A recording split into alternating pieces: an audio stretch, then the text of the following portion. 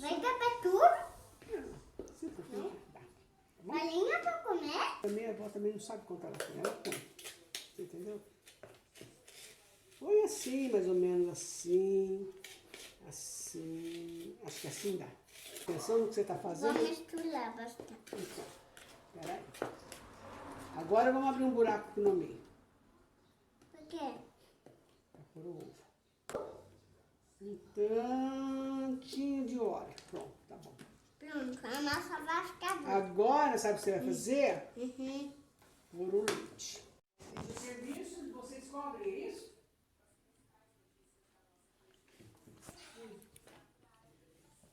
Ah, entendi. Tá bom, tudo bem. Não tem que ser mais. Espera. Não, peraí. Tudo bem. Obrigada, obrigada. Tchau, tchau. Vá. Amanhã que tá me ensinando. Amanhã tá me ensinando. Como é que tá ensinando? Tá. Não me ensina não. Sai pra lá, sai.